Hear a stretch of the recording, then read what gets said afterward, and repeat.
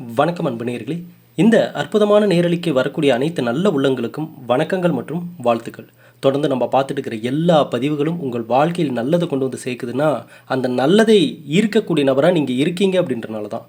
கடந்த சில பதிவுகள் இந்த மார்ச் 6ஆம் தேதி வாக்கிய பஞ்சாங்கத்தின்படி நடைபெறக்கூடிய இந்த சனிப்பெயர்ச்சி பலன்கள் பற்றி நம்ம கொடுத்துருந்தோம்.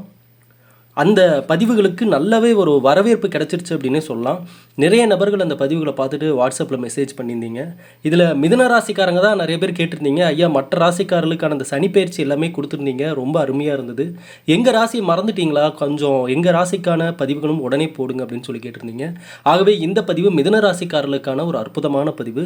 உங்களுக்கு தெரிஞ்ச யார் யாரெல்லாம் மிதுன ராசிக்காரங்க இருக்காங்களோ கண்டிப்பாக இந்த வீடியோ பார்க்குறவங்க நீங்கள் மிதுன ராசிக்காரங்களாக இருப்பீங்க, அல்லது உங்கள் வீடுகளில் உங்கள் குடும்பத்தில் யாராவது மிதுன ராசிக்காரங்க நண்பர்கள்னு யார் இருந்தாலும் எல்லாருக்குமே இந்த பதிவை ஷேர் பண்ணுங்கள். ஏன்னா எப்பேற்பட்ட காலநிலையாக இருந்தாலும் சரி, அந்த காலநிலையை தனக்கு ஏற்றவாறு எப்படி மாற்றிக்கொள்ள வேண்டும் அப்படின்ற ஒரு சூட்சமத்தை தெரிஞ்சுக்கிட்டாலே போதும். இங்கே எல்லா காலமும் நல்ல காலம்தான், எல்லா நேரமும் நல்ல நேரம்தான். ஆகவே இந்த பதிவு அனைவருக்குமே பயனுள்ளதாக இருக்கும்னு நான் நம்புகிறேன். எப்படி நம் பதிவுகள் பார்த்தவர்கள் மனதிலெல்லாம் நல்ல மாற்றத்தையும் முன்னேற்றத்தையும் கொடுத்துச்சோ அதே போல தான் நம்ம நம்பிக்கையோடு கொடுத்தோம் இந்த மூலிகை சாம்பிராணி. வாங்கியவர்கள் அனைவரது வீடுகளிலும் இன்றைக்கி நல்ல மாற்றங்கள், நல்ல முன்னேற்றங்கள். நம்ம சேனலை ஆரம்பித்து இத்தனை வருடங்களாக பதிவுகள் போட்டதிலே முதலாக ஒரு ஆன்மீக பொருள் ரொம்ப பவர்ஃபுல்லாக நம்ம ரெடி பண்ணி கொடுத்தோன்னா இது இந்த மூலிகை சாம்பிராணி தான். வாங்கியவர்களுக்கு தெரியும் இதனுடைய வேல்யூ என்னென்னு. இனி தொடர்ந்து இப்போ நீங்கள் வாங்கிட்டு இருக்கிறது ரொம்ப சந்தோஷம், ரொம்ப மகிழ்ச்சி. புதுசாக ஆர்டர் பண்ணணும்னு நினைக்கிறவங்க எல்லாருமே 9345397967 வாட்ஸ்அப் நம்பருக்கு மெசேஜ் பண்ணி உங்கள் ஆர்டர் கன்ஃபார்ம் பண்ணிக்கோங்க. இதில் குறிப்பிட்ட எண்ணிக்கையில் வாங்குபவர்களுக்கு ஆன்மீக பொருட்களும் இலவசமாகவும் கொடுத்துட்ருக்கோம், எல்லாமே ஒரிஜினல் தான். ஆகவே நம்ம சேனல் மூலமாக நம்மளால் முடிஞ்ச அளவுக்கு எல்லோருக்குமே நம்ம இந்த சாம்பிராணி கொடுத்துட்டு தான் இருக்கோம்.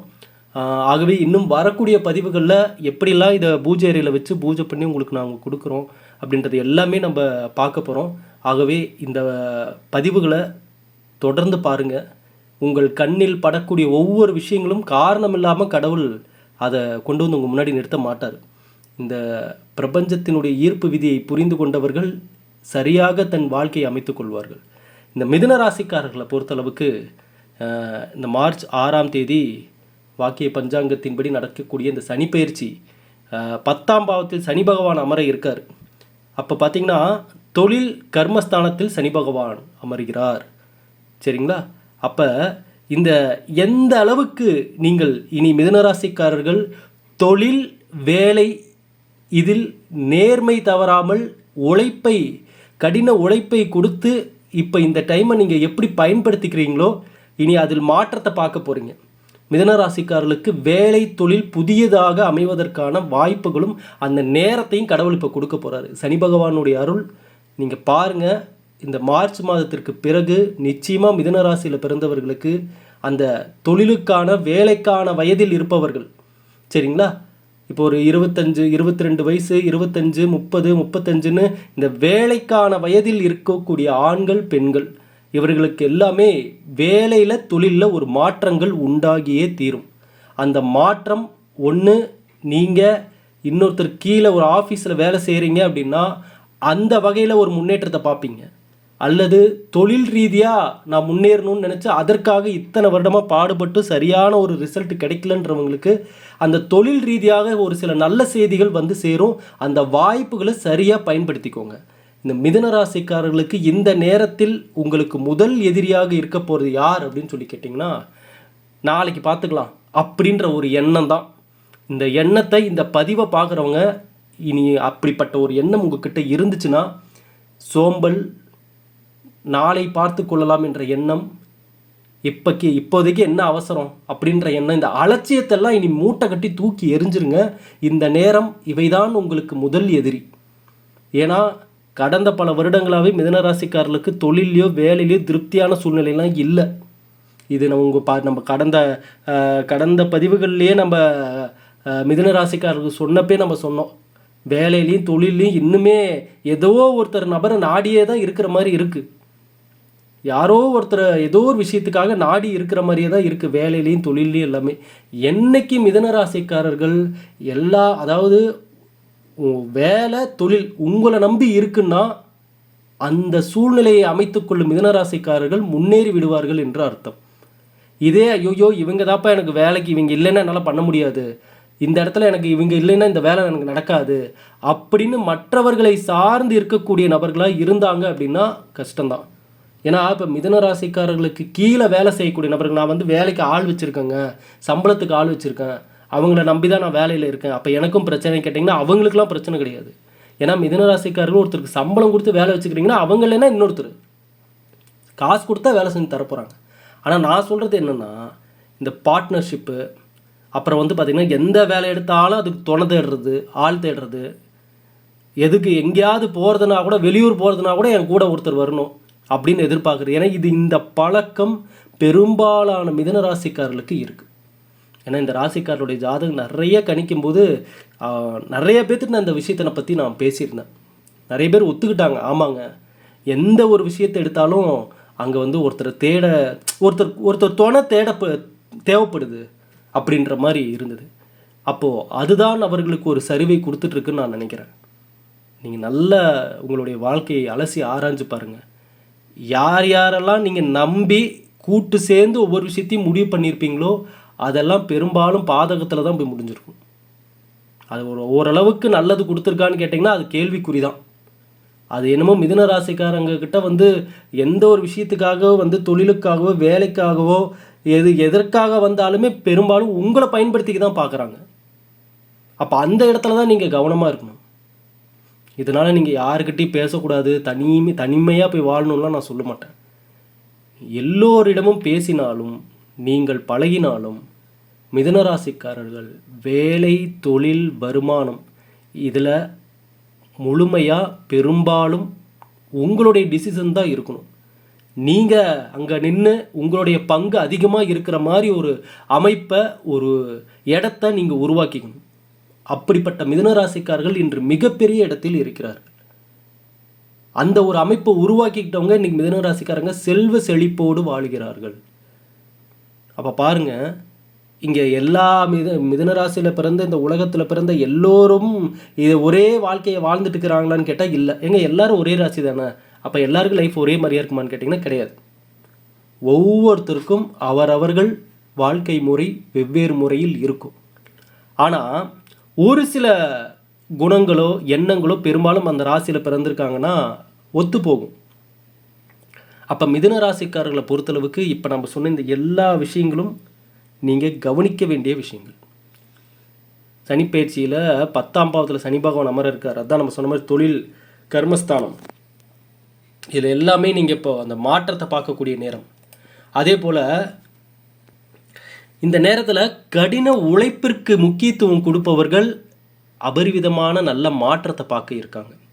நான் அதுதான் சொன்னேன், நேரம் காலம் போயிருச்சு, ஐயோ டைமை நான் வேஸ்ட் பண்ணிட்டேன், ஐயோ நான் அப்போல்லாம் வந்து இவ்வளோ இந்த வாழ்க்கையை பற்றி தெரியாமல் அலட்சியமாக இருந்துட்டேன்னு புலம்பும் மிதுனராசிக்காரர்கள் இனி அந்த புலம்புறதுக்கு கூட நேரம் கிடையாது.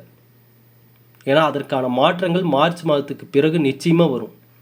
அப்போல்லாம் நீங்கள் பழைய விஷயத்தை நினச்சிட்டுலாம் அதுக்கான நேரத்தெல்லாம் நீங்கள் தயவு செஞ்சு டைம் வேஸ்ட் பண்ணிடாதீங்க.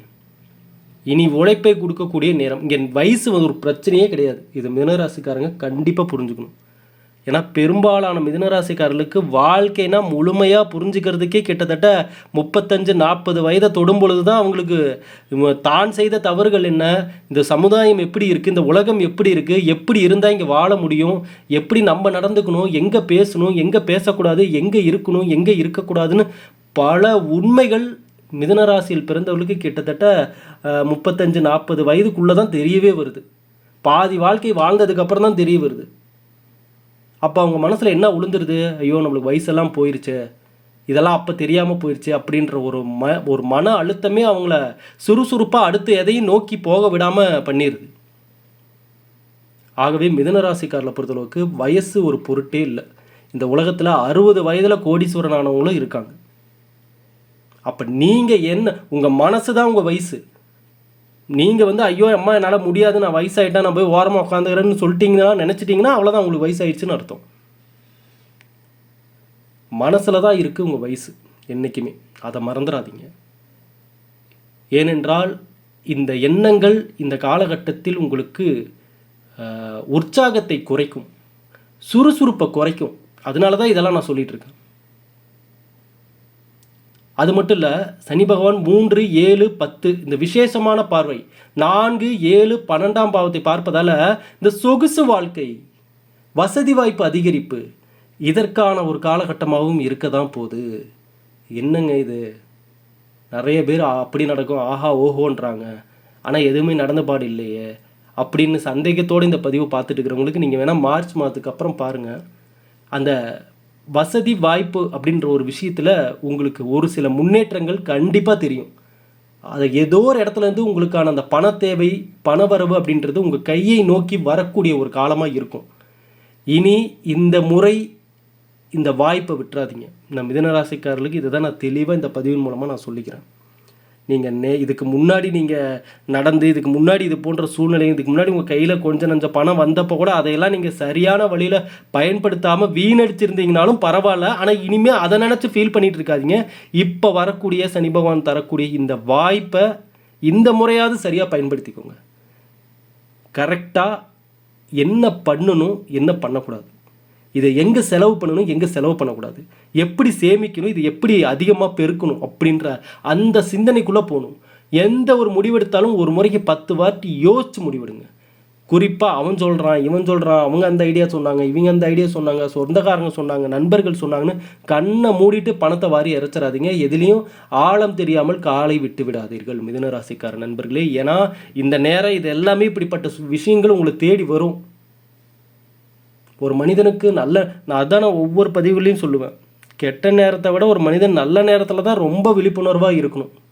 ஏன்னா அப்போ தான் அடுத்த கெட்ட நேரம் ஆரம்பிக்கிறதுக்கான வழிகளை பண்ணுறதுக்குன்னு நிறைய பேர் வருவாங்க.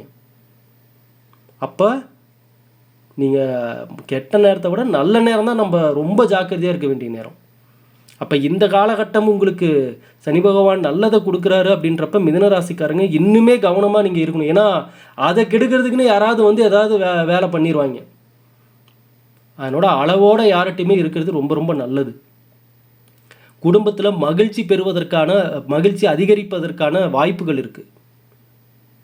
முன்பு இருந்ததை விட கொஞ்சம் வாழ்க்கை நல்ல விதமாக மாறுறத இந்த மார்ச் மாதத்துக்கு அப்புறம் படிப்படியாக பார்ப்பீங்க. நான் உங்களுக்கு லைஃப் அப்படியே டோட்டலாக பயங்கரமாக மாறிடும், நீங்கள் கோடீஸ்வரன் ஆயிடுவீங்க, லட்சாதிபதி ஆவீங்கலாம் நான் சொல்லலை. அப்படி இல்லவும் இல்லை. நிதர்சனமான உண்மை என்னென்னா, முன்ன இருந்ததுக்கு இப்போ ஓரளவுக்கு பெட்டர்ன்ற மாதிரி வரும். ஐயா, கிரக நிலைகள் உங்களுக்கு ஓரளவுக்கு நல்ல பலன்களை கொடுக்குது அப்படின்னாலே இனி ஒரு மனிதனாக நம்ம அதை விட பல மடங்கு நல்லது அந்த நேரத்தில் கொண்டு வந்துடலாமே. ஏன் முடியாதுன்னு நினைக்கிறீங்களா? கண்டிப்பாக முடியும். இங்கே உங்களுடைய ஜாதகமும் உங்களுடைய தசாபுத்தி, உங்களுடைய சுயஜாதகம் உங்கள் வாழ்க்கையில் 50% அப்படின்னா கூட மீதி 50% நீங்கள் உங்கள் எண்ணம், நீங்கள் இருக்கிற இடம், நீங்கள் சேர்ற ஆளுங்க, நீங்கள் பேசுகிற விஷயங்கள் இவையெல்லாம் ஒரு பங்கு வகிக்குது. அங்கே உங்களுடைய சுயஜாதகத்தில் கிரகநிலைகள் தான் இதையெல்லாம் பண்ண வைக்குது அப்படின்னு நீங்கள் நினச்சாலும் ஒரு மனிதனாக அதை நாம் எப்படி எதிர்கொள்கிறதுலையும் ஒரு பலன் சேருது. அப்போ இதையெல்லாம் கூட்டி கழித்து தான் ஒரு மனிதன் நம்ம வாழ்க்கையில் நல்ல இடத்த அடையிறானா அடையலையா அப்படின்றது எல்லாமே.